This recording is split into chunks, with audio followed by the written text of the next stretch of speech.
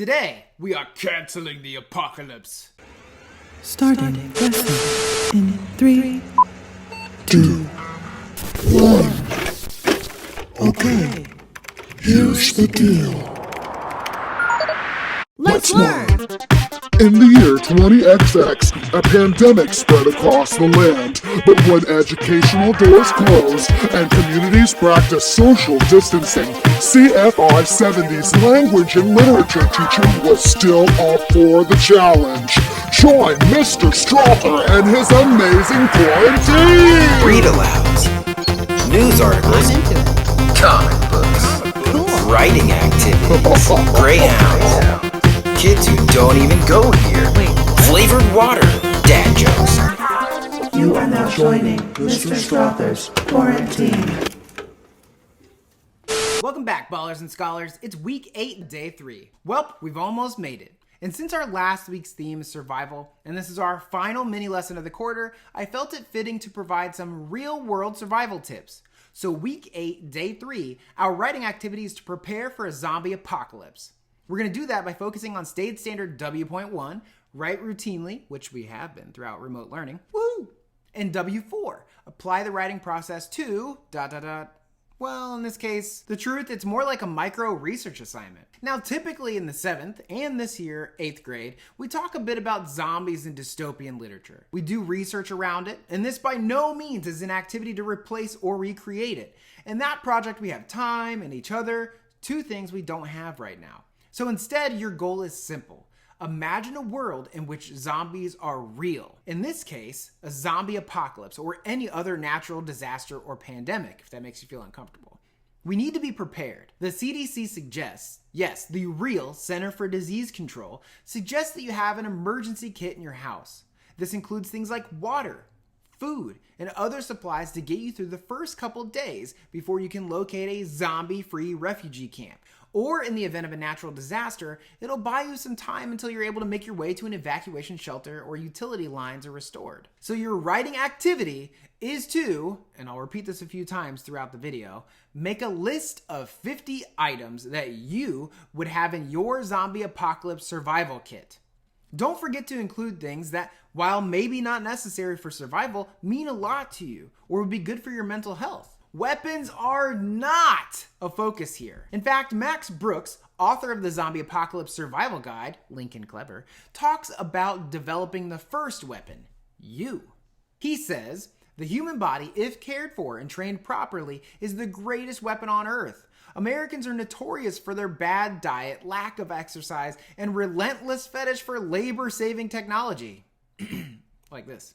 As recognizable as the term couch potato is, a more accurate term would be cattle. Fat, lazy, listless, and ready to be eaten. Weapon number 1, the biological tool that is our body, can and must be transformed from prey to predator. Obey a strict diet and physical fitness regimen. Concentrate on cardiovascular instead of strength building exercise. Monitor any chronic health conditions you may have, no matter how small, even if your worst ailment is allergies. Treat them regularly. When a situation does arise, you must know exactly what your body is capable of. Study and master at least one martial art. Make sure its emphasis is on escaping holds rather than delivering blows. Knowing how to slip from a zombie's clutches is the single most important skill you can possess when you find yourself in close combat. Even if you don't know martial arts. I know, Kung Fu. Whoa. It's still important, especially with limited travel right now, that you're eating healthy, getting regular sleep, so you can avoid zombies. Don't believe me? Then believe the Army and the Navy. In the Verge article, Army recruits zombie novelist Max Brooks to prepare troops for a disaster. Brooks was asked to share his thoughts on preparedness to the Army, and he has twice addressed the Naval War College on the same subject. Side note, did you know that the screen you're watching this from right now emits blue light waves? That's the same kind the sun uses. That means when you're looking at a screen, your brain is tricked into thinking you should be awake, even if it's late at night. So if you find yourself struggling to sleep, put those screens away when the sun goes down. Might get that rhythm back. In his book, Zombie Apocalypse Survival Guide, Max Brooks also mentions the following. Traveling light is essential to your journey. Before packing anything, ask yourself, do I really need this? Once you've compiled your gear, go down the list and ask that question again. Once you've done that, do it again. Of course, traveling light does not mean just grabbing some beef jerky and a water bottle and heading down the road. Equipment will be vital, more so than in any other scenario where you're holed up in a place, a prison, a school, or your own home, where supplies are in abundance. The equipment you take with you may be all you have. You will carry your hospital, storeroom, and armory on your back. So let me, Mr. Strother, give you some quick advice as you make your list of 50 things, straight from the CDC. Water, food, medications, tools and supplies, sanitation and hygiene, clothing and bedding, at least one change of clothes for each member of your family, important documents, first aid supplies. Consider those topics. Once you've made your emergency kit list, you can even sit down with your family and come up with a real emergency plan. This includes where you would go and who you would call if zombies started appearing outside your doorstep, or any natural disaster, like a flood or an earthquake or an emergency. Now, if you're extra and you're interested or bored this summer, the CDC has tons of information at cdc.gov that you can scan for advice. I've provided a link to the CDC's disaster pages in the description below, where they address health and safety concerns for all disasters. They have topics like animals and insects, water and food safety, carbon monoxide, illness and injury prevention, safe cleanup, power outages, and coping with disaster or a traumatic event. In just a second, I want you to pause the video so that when you're done making your list of 50 things for your survival kit, you can return here for some more advice. So one last reminder, your writing prompt is to make a list of 50 items that you would have in your zombie apocalypse survival kit.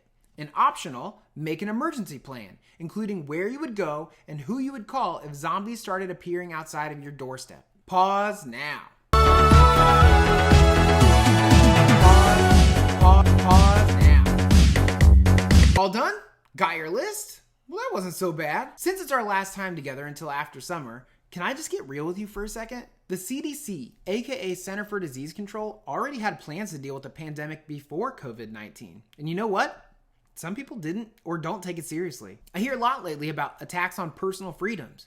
What do you think? Isolation and quarantine help protect the public by preventing exposure to people who have or may have a contagious disease. Isolation separates sick people with a contagious disease from people who are not sick, and quarantine separates and restricts the movements of people who were exposed to a contagious disease to see if they become sick. But that's just it.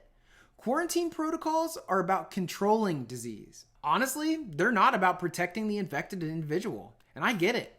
Staying indoors, sometimes it just, well, it's almost the end of the year, I can probably say it. It just sucks. And sometimes I feel like it's even more sucky when you see or hear about your friends getting together and doing stuff.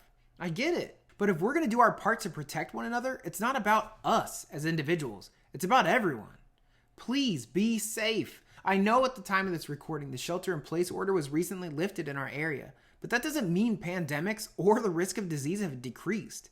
If we had zombies roaming the streets, but businesses not making money said, hey everyone, you're allowed to go into the streets and shop at our stores, it's not exactly the same as, hey everyone, it's safe to go out in the streets. We did this exercise because the skills and supplies you discovered are good things for any emergency situation.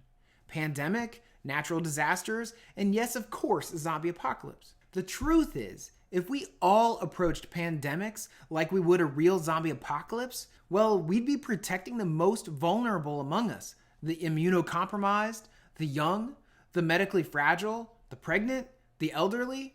And that is heroic, even if it doesn't always look that way. Even if it looks like sitting on your porch or drawing indoors or playing Fortnite. Now, I'm not saying shut out the world. Quite the contrary. Humans like us, we need each other. We have to reach out to loved ones. I talk to neighbors every day, but just from a window or over the fence. You can FaceTime or call or text loved ones. Send them gifts. Old people love gifts. They're fascinated by them. Just be safe. Whether you know it or not. If you're my student, or you were my student, or you're about to be my student, if you don't even know me from Adam, but you're a living, breathing person, I care about you. Social distancing, wearing a mask to slow the spread of disease, making sure your loved ones have communication, being healthy and taking care of yourself and loved ones, and engaging in healthy activities like reading or writing or playing in your backyard or porch, stepping away from screens and appreciating people around us, those are all things that we can do in the here and now, no matter your age or if it's zombies, natural disasters, or this pandemic. If you're an 8th grader moving into high school, reach out if you need anything. I help former students all the time with their reading and writing. I believe in you and I'm proud of you.